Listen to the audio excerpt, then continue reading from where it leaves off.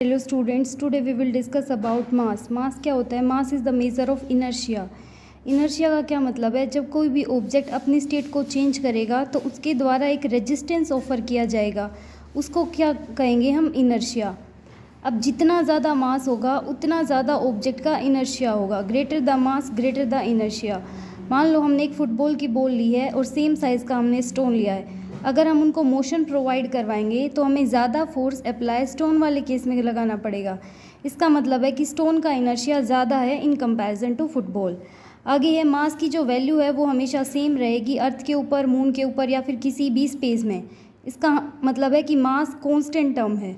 आगे है wait. Wait क्या है? एक तरह का फोर्स है जो कि टुवार्ड्स द अर्थ लगेगा। जब कोई भी ऑब्जेक्ट अर्थ के टुवार्ड्स में अट्रैक्ट किया जाएगा तो जो फोर्स लगेगा वर्टिकली डाउनवर्ड डायरेक्शन में, उसको हम कहेंगे वेट है। ये वेट दो चीज़ों के ऊपर डिपेंड करता है, मास ऑफ ऑब्जेक्ट के ऊपर और एक्सेलरेशन ड्यू टू ग्रेविटी के ऊपर। दोबारा देखो, force with which object is attracted towards the earth. Object जिस फोर्स से अर्थ के टुवार्ड्स में अट्रैक्ट किया जाएगा उसको क्या कहेंगे हम? वेट कहेंगे। वेट एक तरह का फोर्स है तो उसकी यूनिट भी क्या आएगी? न्यूटन आएगी, क्योंकि फोर्स की यूनिट क्या होती है? न्यूटन होती है। W equals to mg, mass into acceleration due to gravity. हमेशा वर्टिकली डाउनवर्ड डायरेक्शन में जो है वेट लगता है। वेट का मैग्नीट्यूड भी है और डायरेक्शन भी है। आगे देखो, g जो है एक कांस्टेंट वैल्यू है on the surface of earth, इसलिए हम ये कह सकते हैं कि वेट जो है वो डायरेक्टली प्रोपोर्शनल है मास के। इससे हम क्या कंक्लूजन निकाल सकते हैं कि वेट जो है मेजर ऑफ इट्स मास। और मास क्या होता है? Mass is the measure of inertia and weight is the measure of its mass of object. Weight जो है लोकेशन ऑफ ऑब्जेक्ट के ऊपर डिपेंड करेगा कि ऑब्जेक्ट कहाँ रखा हुआ है। मून के ऊपर अलग हो सकता है और कहीं पे अलग हो सकता है, मींस लोकेशन ऑफ ऑब्जेक्ट के ऊपर डिपेंड करता है। वेट कांस्टेंट टर्म नहीं है।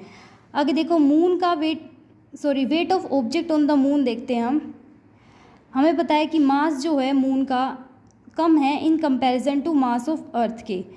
तो मून जो है less force of attraction exert करेगा किसी भी ऑब्जेक्ट के ऊपर। अब देखो, हम यहाँ पे लेके चलेंगे वेट ऑफ मून और वेट ऑफ अर्थ, दोनों को यूनिवर्सल लॉ में पुट करेंगे। Force equals to G mass of moon multiply mass of object divide by जो रेडियस है मून की उसको लिखेंगे हम यहाँ पे।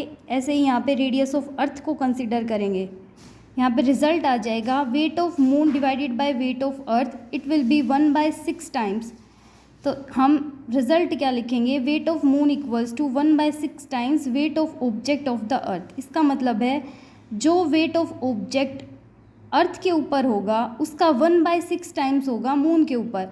मीन्स मून के ऊपर जाएंगे तो वेट जो है वो कम हो जाएगा किसी भी ऑब्जेक्ट का। Thank you.